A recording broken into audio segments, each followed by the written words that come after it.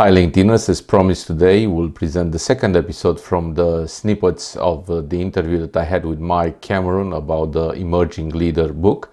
And in this snippet I actually asked Mike Cameron about one of these guidelines in this book, which was called Emotional Competencies, Intelligence and Resilience. He will try to do a brief explanation of emotional intelligence in the context of empathy, sympathy, and also the next step that is actually talked about right now, which is emotional agility. So without further ado, let's ask Mike on his explanation for this guideline.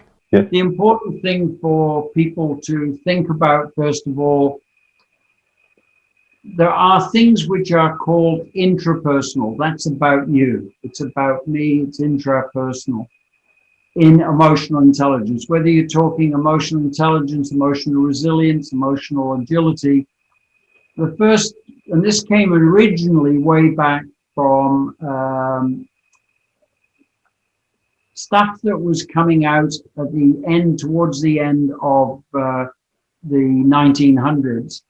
And Daniel Goleman was the real father, if you like, of emotional intelligence. Before that, everyone was talking about IQ, your intelligence, and they put a quotient on it. And it was all it's not a nonsense, but it isn't a good measure of people's ability to do a job. In other words, there's a lot of brilliant, bright people who couldn't do a thing as far as business or leadership was concerned. So the two intrapersonal things that are emotional intelligence, one is self-awareness. Know how you feel, what's happening with your body, whether your pulse rate's going up, whether you're feeling a bit squeamy, whether you're feeling nervous. All of those things are self-awareness. Only you really know them. Some people might see you sweating or see you red in the face or whatever, but the reality is it's you, it's your body. And the second one is, I can feel that. How do I actually regulate that without creating damage to yourself? And by that, let me give you a little picture. In all of us, we have an inner child. That inner child was created in our first 7 years of life.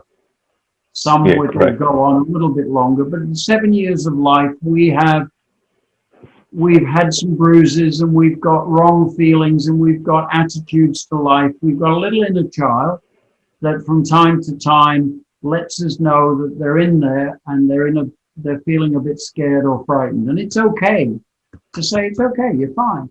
Yeah. You're going into a big meeting, stop the cuddles. Give yourself a cuddle, make yourself think about that. But equally, somebody in the workplace knows how to hit a button and say something that recalls a memory that you had. Maybe you didn't get picked for the football team or the soccer team or whatever it might be.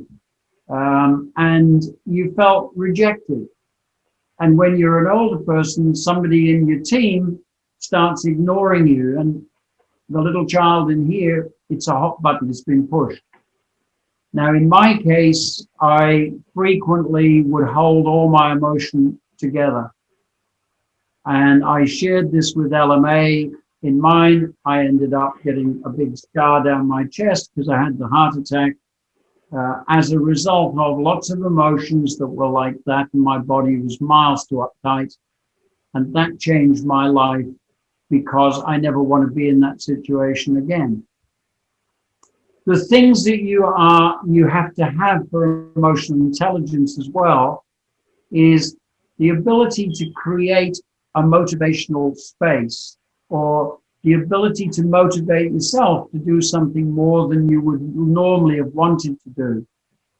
To have empathy for other people without becoming sympathetic, but empathetic. And you have to have a certain amount of people skills in the way you communicate with those people. They're the skills. Now, emotional intelligence became emotional resilience. How good are you at bouncing back from disappointment, uh, from things going wrong, somebody dying in your life, all of the things that happen to human beings.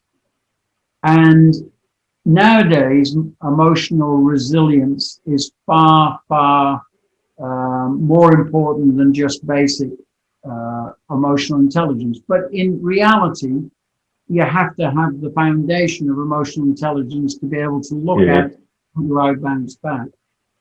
And the other person who if you've been looking on LinkedIn, I've been so blown away by this woman. She's a psychologist, Dr. Susan David, and she has brought the language of what's called now emotional agility. And I've just bought her book, but I've been reading so much of what she's been posting. She's got some TED Talks and some other things.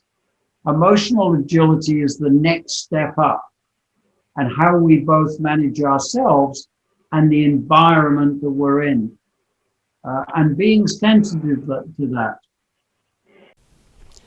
I hope you enjoyed today's episode, and if you have any other questions or comments or anything that you experienced related to this episode, please don't be afraid to comment. Also, as usual, the link to this book is in my comments or in the description of this post.